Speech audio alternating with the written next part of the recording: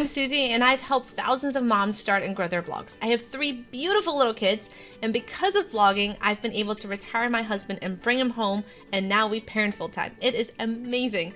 So if you like my content, and if you want to have more of it, click on the subscribe down below. Click on the little bell as well. That means a lot to me. And if this is your first time, thank you and welcome. If you're coming back and getting more of my content, thank you so much. I really appreciate you.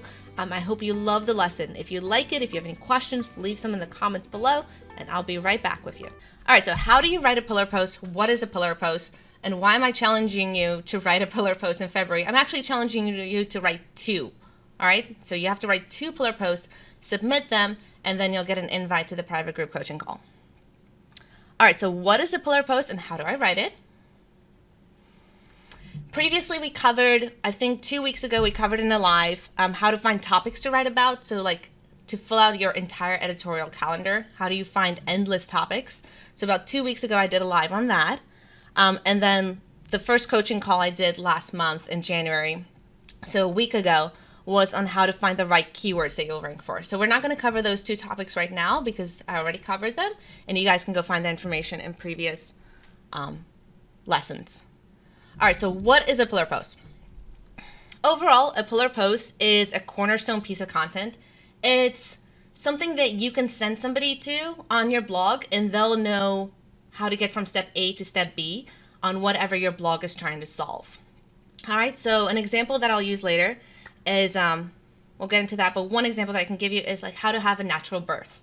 And the reason why I'm bringing this up is because one of my students, she has a blog about birthing naturally and how to get to that process of having your first baby or second baby and having a natural birth.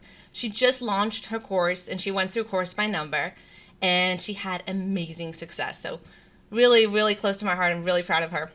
Anyway, so that would be like a pillar post, how to have a natural birth. That's a pillar post example. It answers the what, why, and how of the topic. It's very in-depth. It's detailed steps of how to solve a problem, and it's super helpful and in-depth. So that's kind of the overall feel of a pillar post. So if you get more into the technicality, it contains multiple types of content.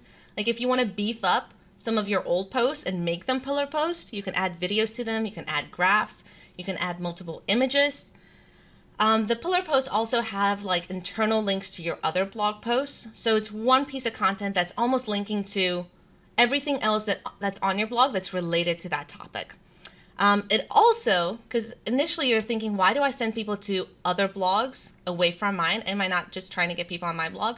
It does have external links to like high authority websites, to like research papers, or to really good articles that support whatever argument you have on your pillar post. So don't be afraid to link out to higher authority and better and bigger websites. It has clear H2 and H3 headings, which we'll get to in just a minute, and how do you decide what's an H2 heading, what's an H3 heading, so I'll show you what to do there. It has bullet points because, let's face it, people skim. That's why this isn't all bullet points. Even like sometimes people would think, okay, this one slide that I'm showing you here is too much text, but where can you break things down into easy to digest, easy to skim lists, so it makes it easier for your reader to get the information and take action. And then it's definitely over 1,000 words. All right, so these are not 500 words, small posts. They're not like a entry in your diary. These are meaty blog posts that really, really help people. All right, so that's kind of in a nutshell what a pillar post is. We're going to go into some examples. Okay, so I have a blog called Mom Life Happy Life, and the goal of Mom Life Happy Life is to help moms, whatever stage they're in, if they're working moms, if they're work-at-home moms, if they're stay-at-home moms, how to find joy in their motherhood. Because let's face it, being a mom is hard. No matter what type of mom you are, if you're a mom of just boys, just girls, of twins, if you're a working mom, if you're a stay-at-home mom, we all have our challenges, and we really just need to support each other because this is kind of hard taking care of other people 24/7. All right, so pillar posts on Mom Life Happy Life would be something like the benefits of being a stay-at-home mom. Because I want to encourage those moms that are stay-at-home, like what is so wonderful about being a stay-at-home mom. Another pillar post that would be really good on Mom Life Happy Life would be how to be a successful working mom. So to encourage those working moms, or how to be a work-at-home mom and be happy. So again, targeting my specific groups of people that come to Mom Life Happy Life and giving them the resources that they need. Again, the previous example of like how to have a natural birth, that would be a pillar post for a natural birth blog. All right, so if we go into, now that you have, if you've gone through the previous lessons of finding what topics to blog about and then finding those keywords to hone in on, then you'll have your keywords. All right, so once you have your keyword, the thing you want to target and write a pillar post about, this is how we're going to set up that pillar post. You're going to take your keyword, benefits of being a stay-at-home mom, and I'm not saying, like, you guys, you understand, right? I'm not saying like stay-at-home moms are better than working moms. I'm all in this for you. Like, I'm a work-at-home mom now, so I'm not just purely a stay-at-home mom anymore. So the benefits of being a stay-at-home mom, you'll Google that, and then Google brings up, and I'll show you this in a second, Google brings up these questions. What I suggest you do is highlight the questions that really work well with your blog post, the keywords that you're trying to target, right? So not all of them are really going to target and be additional resources for that article. Like, what is the most common job for a woman? That doesn't really pertain to what we're trying to do here. But what's the value of a stay-at-home mom? What do stay-at-home moms actually do? I mean, come on, what do we do? What's the best way to be a stay-at-home mom? How does a stay-at-home mom stay sane? All right, so you're almost seeing kind of a little bit of the problems that this topic has, right? So how does a stay-at-home mom stay sane? So that's an issue that you can target in your pillar post and help them through that issue. So you're already seeing like problems that you can solve for them. How many hours does a stay-at-home mom work? All right, so all these, pull out the questions that work well, and once you have them, then put them in an outline. All right, I'm going to show you this outline in just a second. So let's just go through the steps. All right, so first what we do is we go to Google, you take your keyword, okay, benefits of being a stay-at-home mom, all right? So we Google that, and then if you scroll down a little bit, you're gonna come to people also ask. All right, so once you click on one, more questions pop up. This is great. And then you click on it again and it minimizes. So if you keep clicking on one, more and more questions will come up. All right, so you can do this. Depends also on which one you click, different questions come up. So I've seen this before. It's really kind of cool. Like if you click on this one, different questions are going to come up than depending if you click on the most common jobs for a woman, like more questions relating to that. So this is a great way to see what people are searching for and what Google wants people to have answers for. What are they trying to find? And then you take these questions and you put them, the ones that pertain to your specific keyword here at the top, and you put them in an outline. All right? So I normally write about 80% of my blog posts on Google Drive. And then after I have about 80% of it done, I then move it over to WordPress, and then I do my interlinking, I do my images, I do all the other like polishing it up. But most of my just purely writing, I do in Google Docs. All right, so I wonder if I can like zoom in here so you guys can see. Okay, so my intro, the title there would be in an H2. So H2 is just a type of heading. It's a little drop down out of WordPress. So if you paste your text in there, you can select, you can highlight it and put it on an H2 heading. Also kind of neat thing is if you write it in Google Docs and you use the drop downs here, like H2, H1, H3, those will actually copy and paste over to WordPress. So you could put them in H2 headings here and then copy and paste it over. All right, so your intro and this template, I'll give it to you guys and I'll give you the slide deck as well. Just sign up at startamomblog.com/challenge. Anyway, so your intro, let them know what they're going to be learning in the post. How is the post going to help them? And then a pro tip is share a little personal story of yourself, kind of how you have some authority or you've gone through this experience. All right, so share like 1 or 2 sentences, a little bit about yourself so you are connecting with your reader and they know that maybe you've gone through this problem, you're a stay-at-home mom or you're a working mom, and this is what has worked for you. So just a little bit something personal to pull that person in, okay? Then what we do is we take those questions that we just got out of Google and we put them on H2 headings. So the ones, you're going to pull them out of Google and then you're going to organize them into a nice order. Like you're not going to be talking about how many hours does a stay-at-home mom work before you talk about what does a stay-at-home mom do. All right, so put them in a good logical order. And then, so that's the first thing you do. Take those questions, put them in H2s on your template. Then go through every H2 and see where you can add bullet points. All right, and make these bullet points H3 headlines or headings. And then under each H3 heading, sorry, it's like tongue twister, put your text there. All right, so here we're going to put like a paragraph of text. All right, and then, so what does a stay-at-home mom do? She cooks, she cleans, she shops, she plans, she organizes, she does all these things. All right, so this is how you can take each H2, see if you can break it down into little H3s, and then you put your text in there. All right, so I know I told you guys like a pillar post is 1,000, 2,000, 3,000 words. These are meaty posts, they're big, they're hefty, they really help your reader. This is how you can create all that content. Because you might be thinking, oh, I can't write all that. Like, that's a lot of, like, information. But if you follow this formula, you'll get all these questions, put them as your H2s, break it down into little H3s, and then your paragraph text, that's where you're adding in the text. So each one of your big H2 questions, see if you can break it down into bullet points. What's the best way to be a stay-at-home mom? That could be broken down into different steps. How do stay-at-home moms stay sane? So something like that, you can break it down into different tips. So tip 1, tip 2, tip 3. All right, so this is getting to a really big post. Thinking about the future and future blog posts, any one of these H2s could turn into its own future like set blog post where you can come back to this paragraph and link to the blog post that goes into more detail of how do you stay sane as a mom. All right, so this one might cover 1 to 3 tips, and you might in the future write one, if this does really well, write a blog post that has 20 tips of how to stay sane. And then you would come back to this one and interlink, all right? So again, what is the value of a stay-at-home mom? How many hours does a stay-at-home mom work? And then at the end here, you have your summary conclusion. Summarize a blog post and hit the high points again. So it might kind of like, if people are just skimming through the blog post and they're coming to the bottom paragraph and they're skimming the bottom paragraph and they wanted to get into the comments, make sure you hit the high points in this last paragraph so that if they see something in the conclusion paragraph, they're like, oh, I missed it. They might go back and go read it.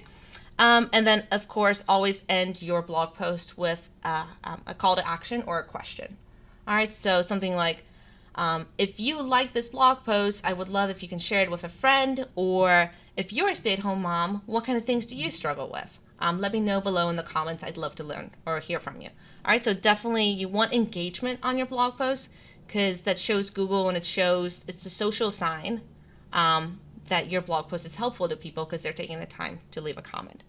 All right, so that's kind of the outline that we have after we pull the questions from Google. All right, next we start writing it. So as you guys can see here is a blog post that ranks on the first page of Google. I can go to it in just a second.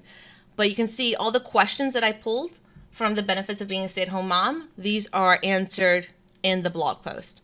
All right, so you can see this question was answered here. And I'm just zooming in because it's so enormous. It's really hard to see on one PowerPoint slide. If we go to it, benefits of being a stay-at-home mom. This is the first page of Google. Here you go. Here's the result. And you can see it is a hefty post. I can probably come back, add some images to it, maybe add a video to it.